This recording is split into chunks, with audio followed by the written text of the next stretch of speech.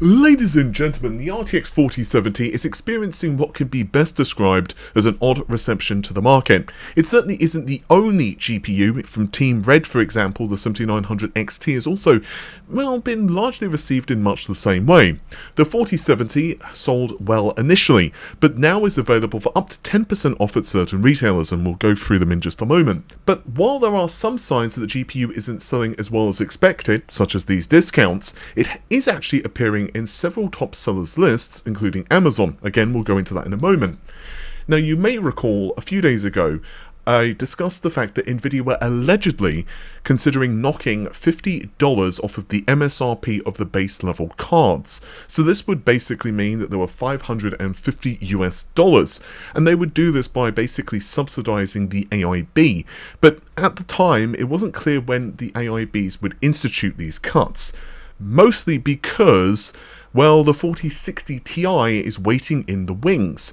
So while technically speaking these cuts were allegedly, according to Igor's lab, going to happen in perhaps up to a couple of weeks' time, there was a possibility AIBs may want to hold out because the 4060 Ti, well, I was hearing it was around $449 US, but perhaps it may end up being a little bit cheaper with all of this weirdness.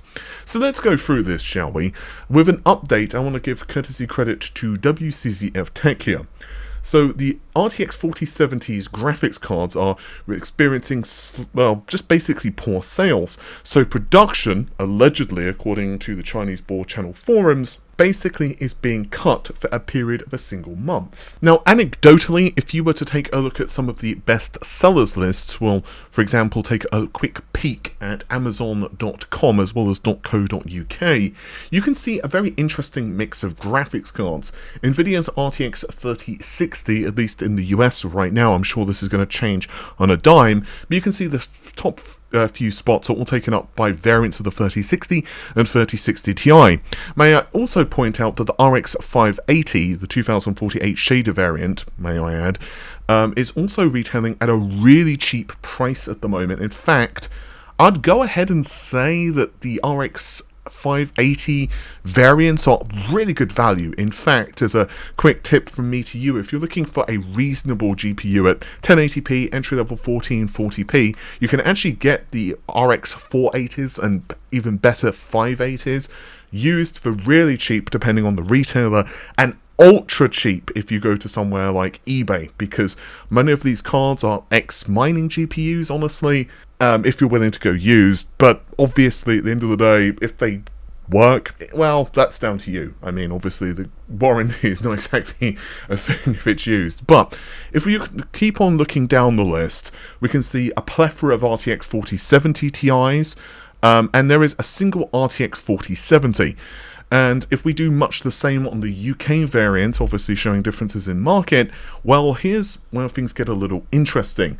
In the UK, in sunny old England, we have the 3060 Ventus from MSI, the 7900 XT from, of course, AMD, that's a Sapphire variant, and then we have a 4070. What seems to be pretty consistent is it's always the entry-level RTX 4070 cards. And my personal standpoint on this, and I'm very curious to hear your thoughts on this in the comments, but generally speaking, especially when it comes to mid-range, I generally would recommend just going with the standard reference card. I mean, there are a couple of exceptions here or there. I think I bought a superclocked GTX 670 or something like that back in the day, and there was an actual noticeable difference in clock frequency, and you could overclock that thing way past the 680 level of performance. But honestly, typically speaking, my personal opinion is it's really not worth spending that extra cash. I think just get the standard reference card, and I genuinely think that the reference cards from AMD and Nvidia are, well, generally my go-to, but I'm, again, very curious to hear your opinion on this. So, getting back to the machine translated post from Chinese board channels, it is expected the announcement of the RTX 4070 products sales are not good, and the price is a little bit broken. Countermeasures have been discussed internally. The first ever book is to limit the 4070 sales and maintain a stable price system. The supply of AIC brand 4070 in China is large, and the next 4070 series lower quality models to be released. If there's a problem out of stock, the company must order the source of goods and buy at the same time before accepting the offer. So yeah, basically they're just reiterating what was said a moment ago. Now, a little bit more information. Tech Epiphany, who does kind of, well, I guess you could say roundups of sales in the GPUs for a vendor.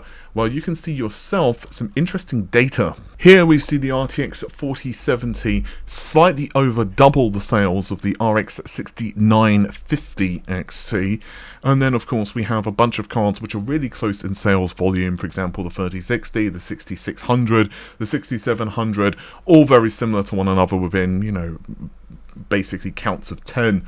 And then obviously you have the 4090 and the 4080 essentially breaking even. But it is worth noting that the 4070 is a relatively newer card. But again, these price cuts have been affecting not just the RTX 4070. There's actually an interesting post from, again, WCCF Tech a couple of days ago now, and you can see a number of RTX 40 graphics cards, including the 4080 and 4090, which are available slightly under MSRP. And I won't go into all of the RX 7900 series cards which are available for under MSRP because we've spoken about them at length before. Honestly, I don't know where this is all going to shape up. It's going to be very interesting to see what the prices are of the 4060 Ti. Again, to repeat myself ad nauseum, I've heard that the initial target was $449 US. So that would of course mean it was 150 below the MSRP of the 4070. But when I was being told this by my source, quite simply, they said that they were not that confident in this because prices just were so... There just seemed to be a lot of uncertainty internally at the moment of prices. Honestly, that's kind of typical for launches anyway. My general suggestion, whether it's a console launch, whether it's a graphics card, CPU, whatever, even if you get leaked internal documents from a company, the prices can and probably will change before the announcement. That's just, you know, I think it was it the RTX 20 launch that basically Jensen essentially created the prices last minute. I don't think it was literally like 5 minutes before the conference, but I think it was a few days. Someone correct me down below if I'm wrong on that one. And it's going to be very interesting to see what the strategy is going forward for AMD. This is just a shorter video. I've been actually working on a couple of really big leaks at the moment, so I'm trying to do some verification obviously before I put things out, and that's largely what I've been focused on today. So I think one of them is going to be quite interesting for you, and that's putting it mildly. That's probably going to launch probably Sunday at a guess. So there's going to be a couple of really interesting leaks. But that's just about it for this particular video. Hopefully you have enjoyed it. If you did, guys, you know what to do. It's YouTube. Leave a link down below and also comment. Definitely tell me what you think about, you know, the reference designs, the basic entry-level cards versus, well, the premium quote-unquote cards for, let's say, the RTX 4070 or whatever, you know, equivalent GPU. With that said, bye for now.